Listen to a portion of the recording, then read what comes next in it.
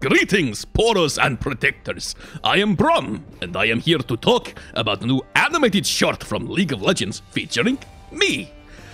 I'm just kidding. It wasn't really Braum. It was me. My name is TV Skyn. I bet you couldn't tell because my voice acting is so good. You could definitely tell. Anyway, there's a new animated short about the Freljord and about Braum, which came out like, what's it been? A day? 2 days since the last one? Because Riot are trying to kill me? Yeah, probably something along those lines. So, Riot have apparently decided to release their Tales of Runeterra shorts in quick succession. And again, as we talked about last time, it seems to be a part of an integration with Legends of Runeterra, where they are teasing, in conjunction with the launch of Legends of Runeterra, they're teasing each of the regions. So they were teasing Demacia, and we got the short about Demacia, and now they were teasing the Freljord. So now we get the short about the Freljord. And whichever region they tease next on Legends of Runeterra will presumably be the subject of whatever animated short that they will immediately put out because they are trying to kill me. This is not the worst way to die, though. It is, however, one of the worst ways to miss out on playing Final Fantasy VII Remake, which is coming out in, 3.5 hours time in the region where I am, and I want to play it real bad, so we need to finish this thing up in a hurry. And still try to say something interesting about it as well. And one of the interesting things we can say about it is that, hey, look, it's Braum. He has a lore now. Isn't that nice? Braum has not... he's one of those champions who traditionally has not had that much lore to him, except, well, okay, complicated situation. Braum has never really had a true bio on the League of Legends universe. He hasn't really had a well, I don't know about never, I can't remember, but he hasn't had one for a long, long time. And when he came out, he was presented less as a person and more as a kind of living folktale from the Freljord. A folk hero, a man who can do impossible things and, like, face impossible odds and save everyone from everything and, like, punch his way through a mountain, cut down a whole forest with his bare hand, and do, like, legendary feats and always make it home in time for dinner. A Superman, basically. Like, he basically kind of a Freljord superhero. And also a kind of quasi-mythical figure. Recently, though, Braum had a lore update, which made it clear that he's not actually, like, a superhero or a mythical figure or Freljord cryptid or whatever. He's just a fairly powerful Iceborn who has had a lot of very fantastical stories told about him by others. And those are the stories we've been privy to so far. But the fact of the matter is, he is like just a strong Iceborn. He's a champion, obviously. And he likes to encourage the outlandish stories about him because, well, he thinks maybe they'll inspire some good in others to try and be heroic as well, in imitation of him. But, and that's sort of, that's a change that is necessary, and I feel like they probably published those changes to him because it was kind of necessary for this short to make any goddamn sense, because here, Braum is fighting with what seems to be a bunch of Frostguard tribesmen to defend this family? I'm not sure I think they're probably a family, with this lady over there, that rather hot lady, who happens to be his cousin, or rather, he refers to her as his cousin, but his lore also makes it clear that Braum habitually considers the entire Freljord like part of his extended family, and he will occasionally throw his extended family out over a frozen waterfall when they chase people down. He's carrying a baby. So is she his actual cousin by blood, or are they just cousins in the sense that Braum will insist on referring to her as such? I do not know. It's not made entirely clear, but either way, doesn't matter that much. But, like, in order for it to be plausible that Braum has this moment right here, this is an all-is-lost moment. This is the hero's lowest moment that usually comes before the triumph, as it will, as we shall see. In order for that to happen, we kind of need Braum not to be a perfect, invulnerable superhero man who can never be defeated or take a loss of any kind. We kind of need, like, the father of the child to die to the arrows of the Frostguard. We kind of need this lady to do the self-sacrifice play and fall into the snow so that Braum can rise to the occasion and do the heroic impossible thing. But, like, there needs to be, like, credible threat. There needs to be a credible fear of failure, which there isn't if Braum is just, haha, I am Braum, shield, all is protected, good. Like, so he has to struggle against an avalanche, right? Like, rather than just magically protect everyone from everything with no loss or consequence and with no, like, with no fear of failure. So that's why they changed Braum's lore, is at least in my opinion. And so we come on to the short itself, which we should probably talk about at some point. It begins on a very staid and static shot here. And we actually kind of linger on that shot for a while. And this is to do two things. It's first of all to establish that this is taking place in the Freljord, which it does by putting it on the screen that this takes place in the Freljord. And secondly, to do some environmental storytelling to help us understand why, over on the mountain over here with the frozen waterfall, we're going to see Braum fighting a bunch of Frostguard. Like, why is this thing happening? Well, because of that. There's a burning village. There has been some kind of a raid. And so we have our stakes. Like, why is Braum protecting a couple of people who are fleeing? Well, because this is where they used to live. Who is he protecting them from? The people who did this. So this very static, flat shot, well, not flat, but very static and unmoving shot that we get for quite a while at the start is necessary to set up the thing that happens next, which is, well, Braum murdering a bunch of people by throwing them off of a waterfall, which is admittedly a very funny visual.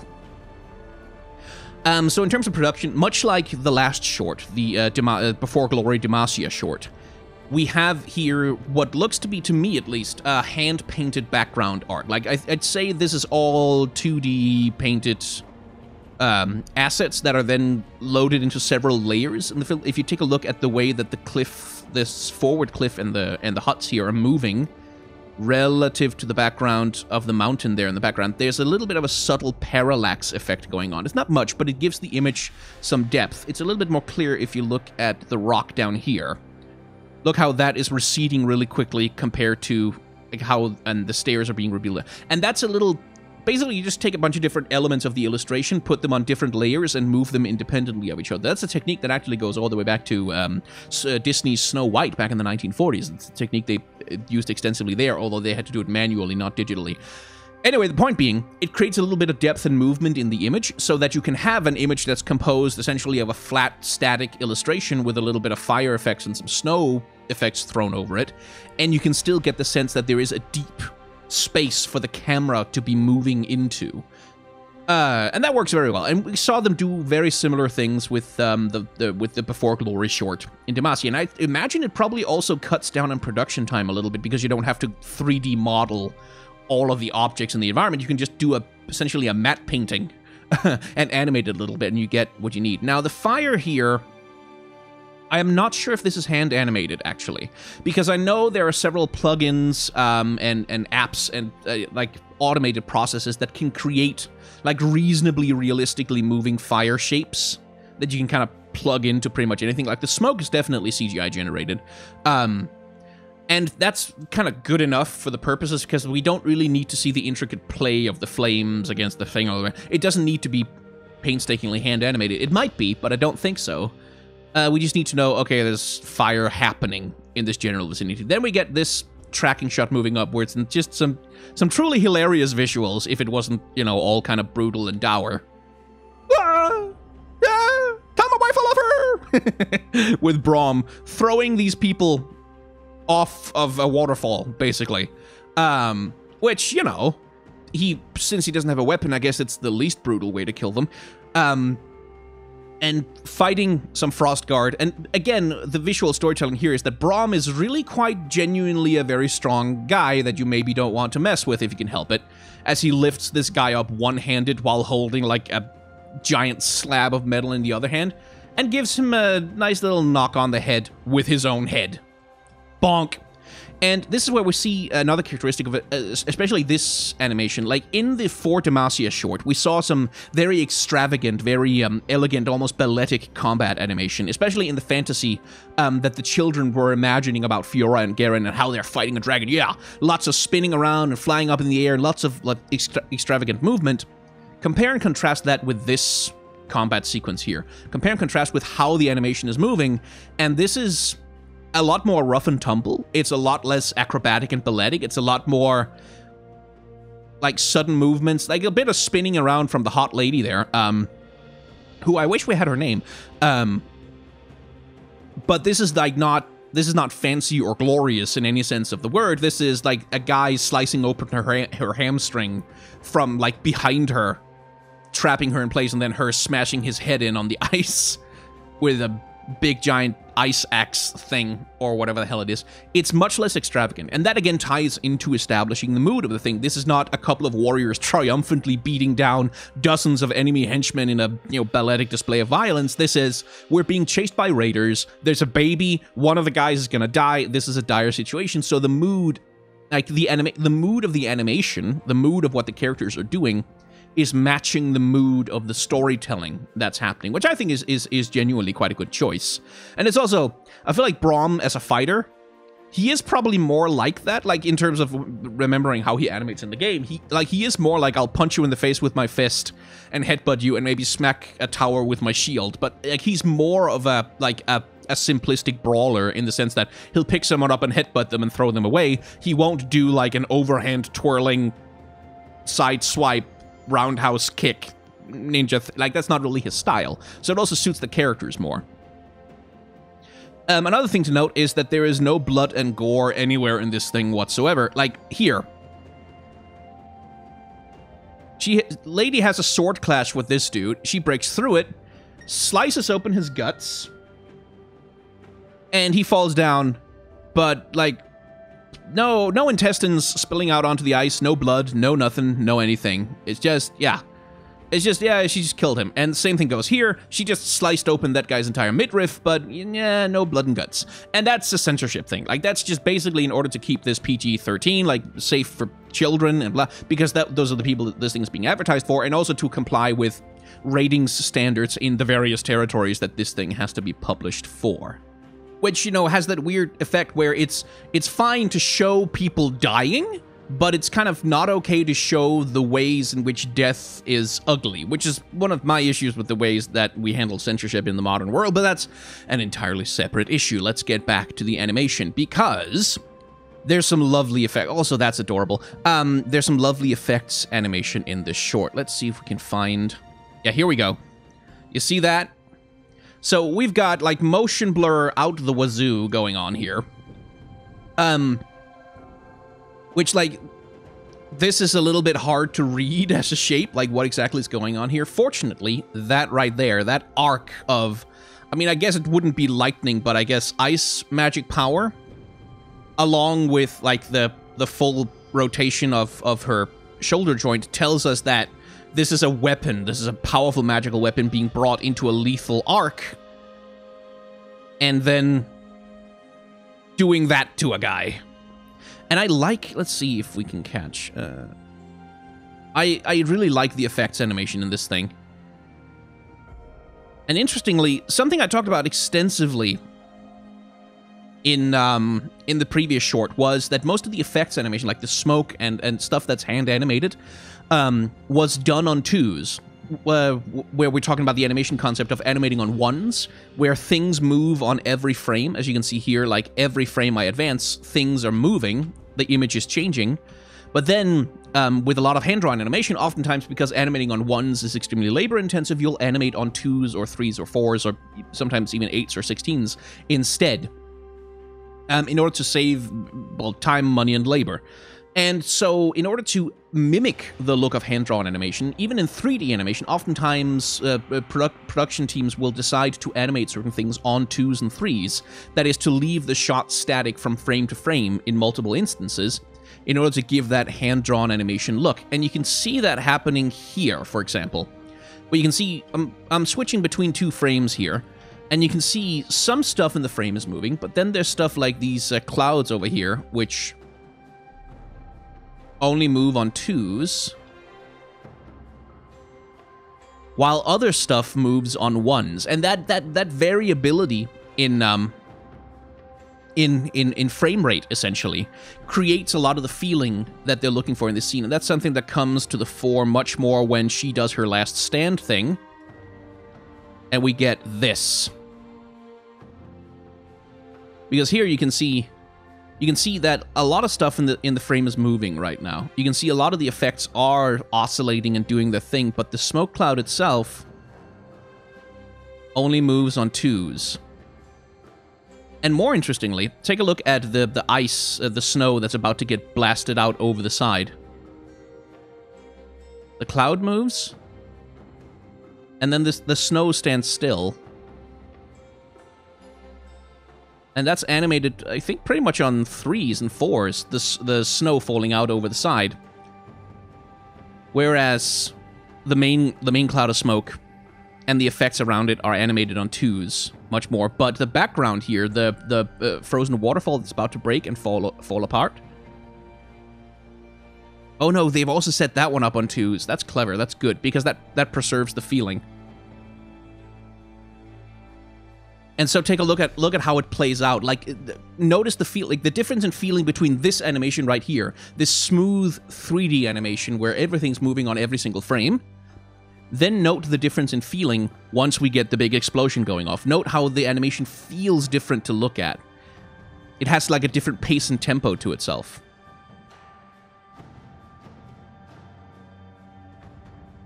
That looks much more like you're watching a Disney movie, basically.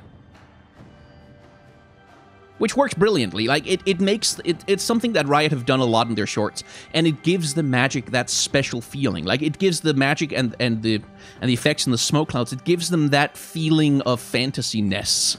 Like, I think it really contributes to that, where what Riot have been moving away from very, very decisively is they've moved away from realism, which was something that they sort of flirted with a little bit at one time, like bringing things into something that felt more like a realistic grunginess a little bit. They've moved very, very hard for the feeling of fantasy illustration, like the feeling of a cartoon, essentially, which is an aesthetic that has rapidly conquered like a lot of, especially the video game space. Perhaps by evoking a nostalgia, I think, like for stuff like Magic cards. Like that's kind of the aesthetic that these shorts are working with, like sort of the halfway point between Magic cards and Overwatch, is what I would call it, because like every frame, when you pause, you could convince yourself, oh, that's like a painting, a digital painting that someone made, especially when we're not dealing with like human faces. This looks like card art. Like this could be just the art on a card that's called Frostguard Raider or whatever. And it's not until you see it in motion that you realize that it's three-dimensional, which is brilliant and gorgeous. I love, here's a little thing I like. Notice this. Notice the timing. The soldiers are moving forward, and then you can see, like, look at the timing that they move with. Like this, it's this, boo, boo, like that. It's like a snapping of attention. It's like snapping a rubber band, right?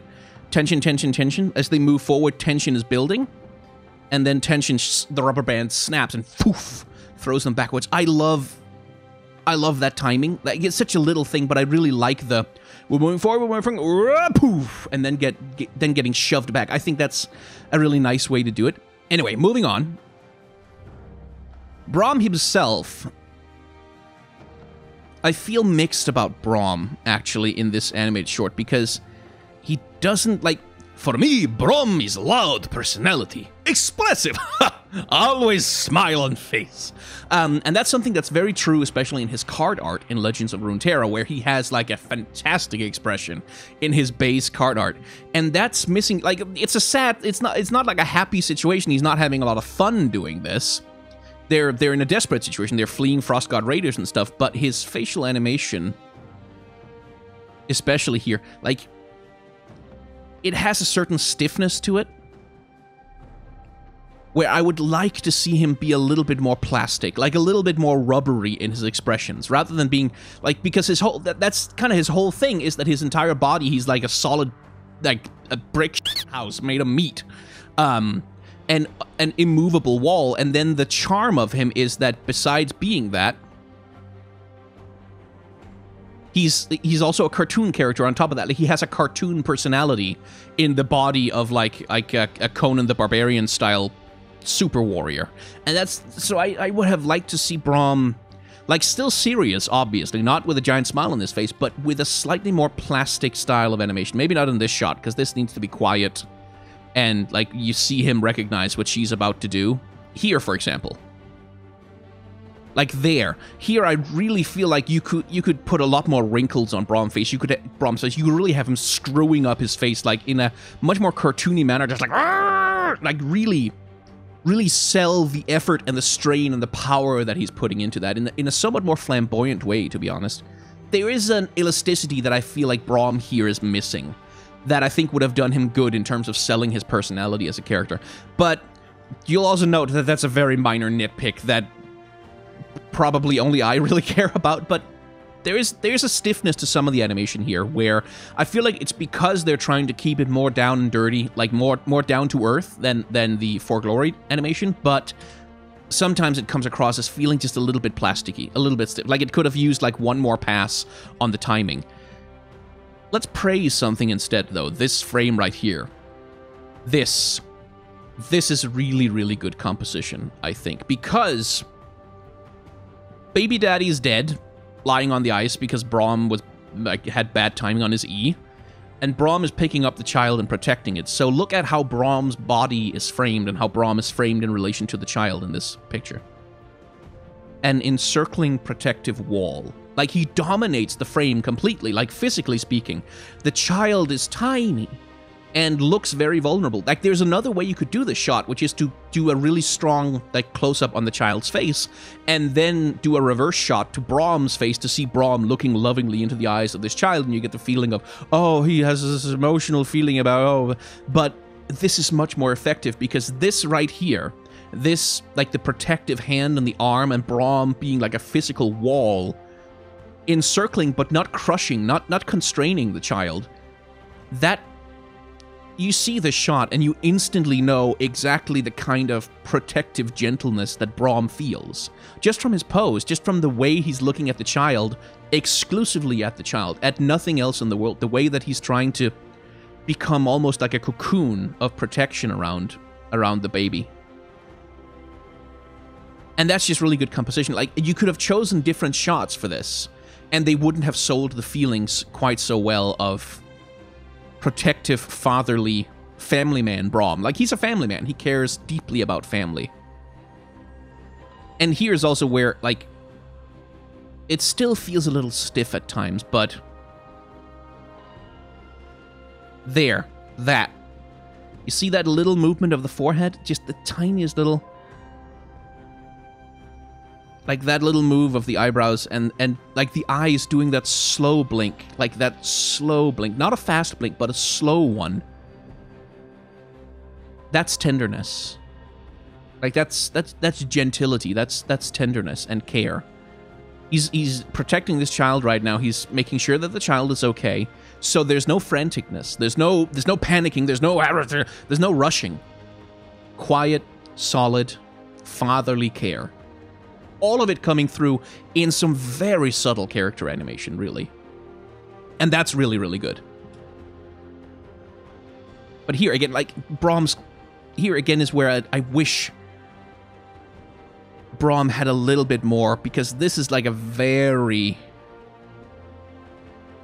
This is a very stiff bit of talking animation, I feel like. And I feel like, especially the kids, in the previous short, had a lot more animation to their face, where I feel like here you could do more with, like, movement of the mustache. You could do more by, like, moving around his eyebrows, giving him more lines and wrinkles on his face. And, like, there is some stuff going on with the mouth here underneath the mustache, but because the mustache is covering it, I'm calling it mustache because Braum says mustache. I know it's a mustache. Whatever. Because the mustache is covering the mouth, so that we don't really get to see the emoting of like, the lips and the jaws fully. That's where I feel like you should exaggerate a bit more. Like, that's where I feel like you should be a bit extra about it. And the same thing here is, like, there are times when the easing and the movement of these, especially speech animations, just something about it feels a little bit uncanny. Like, look at the mouth of the lady here. Like, that has a little bit of, like, a very sudden stop and start that it doesn't feel quite natural. And that, again, I'm nitpicking tiny things. But those are things that stand out to me here. I do like what they're doing with the eyes. She has the blink, but it's too long to be a blink. She's closing her eyes. And then when she opens, look at the direction. Like, she's looking at the ground. She's looking down. She's defeated. She has accepted that, okay, I can't walk. So, like, this, you see the process of her accepting defeat and then, like, seeing what they're up against. And there's a really good little gesture there. Look at the eyes. There. That one. That little... Like, it goes from she's looking, and then a little bit close, and then whoosh, the eyes widen as you see the despair of, oh boy, there's still a whole bunch of these assholes. And by the way, their character animation is also good, because we don't... The Frostguard don't get characterized in this short. They don't matter. No one... Like, who gives a shit? They're mooks. Like, they're just people who are there to get thrown off the waterfall and to lose, and to be the villains and the bad guys. And so look at their character animation. When they realize that she's beaten, that she has nothing left that she can do, look at these swaggering... Like, look at them, it's just like, like, you can feel the arrogance pouring out of them, can't you? Like, they look like they look like the sports team in, like, a teen sports movie. Like, the rich kids who have all the good gear and who are definitely gonna win the tournament. Like, that's the swagger and attitude that they've got going on there. That menace. And that, again, is like, that's really good character animation, because, like, we don't need to know jack shit about these guys to know that we hate them, that they're the bad guys, and that we'll be happy when they lose, and we don't need to feel any sympathy for them getting smashed in the head with ice weapons or thrown off waterfalls and stuff like that, because, like, look at them. Screw those guys. We like her, and we like him. And then there's this shot. Like, this is a good, badass shot. Because, again, in terms of character acting, this is a moment of desperation. I can't walk. This is a moment of, like, and then there's, like, then we move into, okay, well, if I'm going down, take care of the child, raise him well. And then if I'm going down, you're all coming with me. And again, that's storytelling through animation. Not just through the actual action of what's happening, but through the changes in the character's demeanor, their body language, changes in how you frame their body against the enemies that they're fighting. Because this is the same pose twice, functionally. Here, her looking over her shoulder. Here, hunched over, desperate situation, like wounded, defeated, gonna get her ass handed to her. But this is functionally the same pose as that one. Like, it's still her looking over her shoulder, but the framing, the body language, the way that the face is presented, all of that tells a completely different story about, like her feeling and resolve. So now we move on to the good part. Well, it's all been pretty good so far, but... So, Braum is a very top-heavy character. Like, he has fairly small legs relative to his absolutely enormous upper body and his, like, giant bear paws of a hand. And so you kind of have to keep that in mind when you move the character around. Like, the weight distribution of how will this character move when so much of their weight, like, or rather, so much of their mass is concentrated in the upper parts of their body. Like, what's a plausible way for him to do that? And so you can kind of see that happening here as he jumps onto the shield. Jumping foot first, and then see how, like, he lets his arms splay out behind him, and then brings it forward and, like, lands on it like that, which is almost a kind of animalistic way to move. But it uses, like, that huge weight of the arm almost as a sort of counterweight, and gives him that really strong landing. And again, let's see. Yeah, here, you can see differential animation timing on when stuff moves. Where she, as she's sliding down, the slope is moving all the time, but the snow, in order to create that 2D animation effect, is only moving occasionally. And I do like the move of, because, like, you see Braum exits the frame when he jumps onto the shield. He exits the frame like in an arc going this way around, right? And so when he enters the frame here, he has kind of completed the arc, and he's now coming in from behind the camera, poof, swooshing into frame. And that also gives us a juxtaposition of sizes. Like, here we have her tiny, overwhelmed against the giant white snow landscape. This is someone who's gonna get crushed to death by an avalanche. Like, she's tiny against the wildness of the environment. And then Braum is here, and Braum immediately dominates the frame. He immediately takes over the frame as a character. Even, like, throughout the entire shot, all of a sudden, he's the biggest thing in frame. He's in control of the environment, which again helps sell the feeling that Braum knows what he's doing. Compare and contrast with, imagine if we'd had this shot and then Braum came in just a tiny little pinprick on the side of the slope, so that they're moving towards each other. They would both feel tiny against the onslaught of the avalanche, which might be a feeling that you want, but it wouldn't give you the sense of this is Braum springing into action, this is Braum doing the hero champion thing, he's gonna, like, you wouldn't get the same feeling out of that you get from seeing Braum as, like, this huge thing lumbering into frame. And that's the same reason why, again, the shot here, where she's about to fly over the edge and Braum is about to leap and save her, you could also do that by having him just come in from the side of the frame, and as she flies up into the air, he kind of leaps across. And you could do that in, like, a single shot, and that would probably look pretty cool, but this feels much more heroic and triumphant. It feels less like triumphing against impossible odds and more like a hero, and again, look at the differential animation timing, creating the feeling of the snow behind him. But this feels cooler. Like, this feels way more epic. And again, here, Braum is standing against the might of an avalanche. It would be very easy to have him look small against the avalanche, but here, between the shield, the ice shield, the shield itself, and Braum's large body eating up, like pretty much this entire space of the frame is taken up entirely by him. He looks like a bulwark. He looks like a wall that can truly stand against this thing. And by the way, I love, again, I would say probably, hang on, let me look at, yeah, oh, that's good, oh, that's good. Ooh, I like that. Look how the ice wall grows. It doesn't rise out of the ground. It doesn't like sort of appear as a slab. It rapidly freezes. It's like the air is rapidly freezing around the shield, and you can see each distinct chunk just kind of teleporting in, giving this feeling of the ice kind of growing around the shield. That looks really freaking cool. And also just the ice is rendered really nicely. That's a really, like, that looks like a slab of solid ice, doesn't it? With the bright blue and everything. And now here, because this is the moment where, like, Braum's strength is tested. Now we let him be small. Now we show what he's up against. Now he's small in frame. Because that's the drama. That's where the drama comes from. Now he gets to be small. Now he gets to be slightly overwhelmed.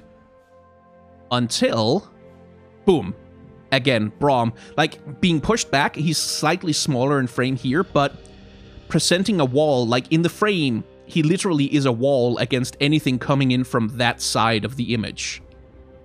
Between like, the child and the woman and the avalanche. He is literally, like, slicing the frame apart, standing against it, and as he reaches the peak of his strength and really starts to push against it, this avalanche is pushing me pretty hard, but... Then he looks back at what he's protecting, and you see immediately, like, he has this like, grin on his face, like this, the clenched teeth thing, but then he looks back at what he's protecting. This much is nothing.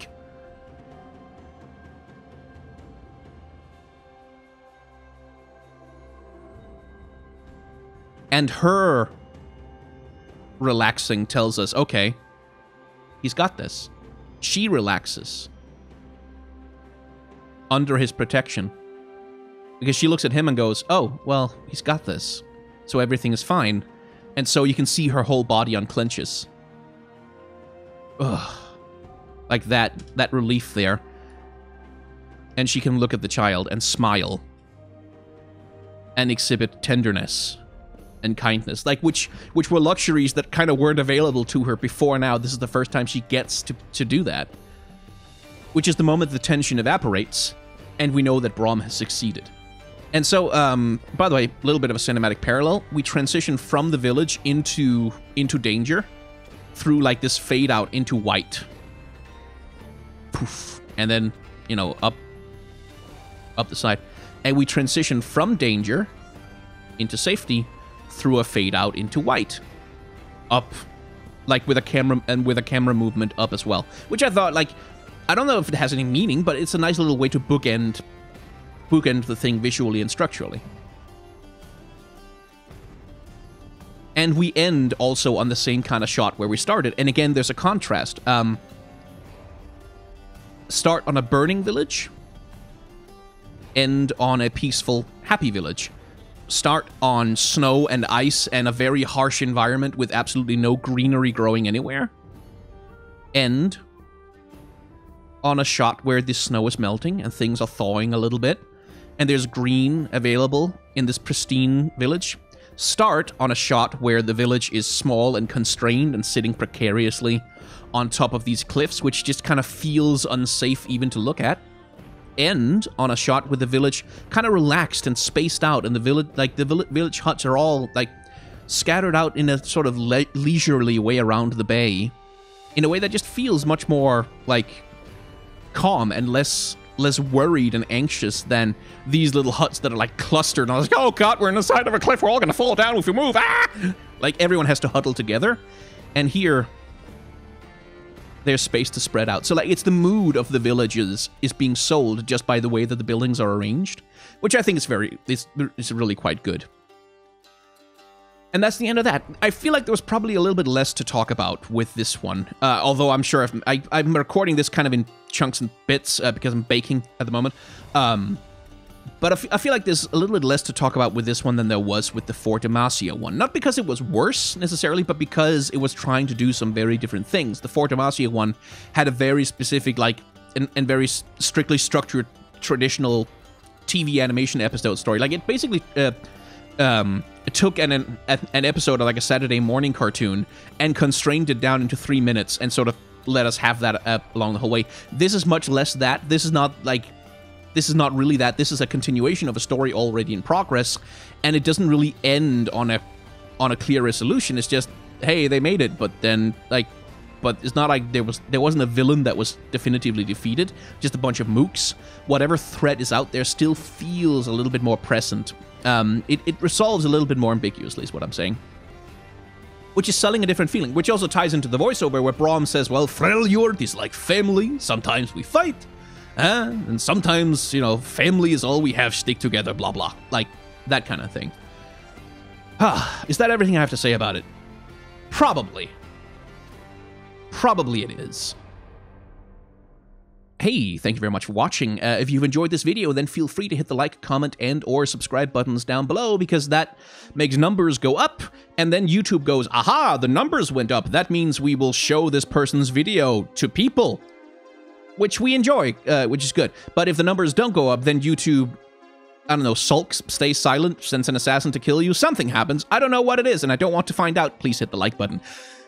Outside of that, I have a Patreon, I have a merchandise store, and I have a tip jar. If you want to avail yourself of any of those, then I'd be grateful for the help, and if not, that's completely okay as well. At the end of my videos, though, I do try to encourage people to, generally speaking, support the content that they love with anything they can, whenever they can, and however they can, because especially in times of crisis like this, when advertisers are pulling their advertisements from online platforms left and right, ad revenue is plummeting. But even if it wasn't, for online content creators, a $1 donation can literally be the same as thousands of views on a video. Like, it with direct support from an audience, people who have very small and niche channels and who do really good content that some people really love, but which maybe doesn't have a lot of mass appeal, like, that can allow them to actually, like, make a little bit of rent money and stuff doing that. It matters a lot more than you think, those little donations, that $1 pledge on a Patreon.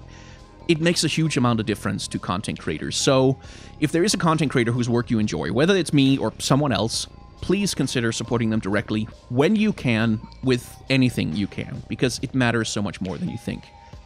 Anyway, last thing I have to advertise is I have a second channel where I do a bunch of streaming over there. I do a bunch of Let's Plays. We're playing Final Fantasy VIII and Majora's Mask right now. And also, gonna do Journey and Ori and the Blind Forest soon. So if you want to see any of that, then go over there, because I still do my character design analysis and story analysis and all the other rambling that I normally do. I just do it in the format of a Let's Play, and that's over on the second channel. Please subscribe over there.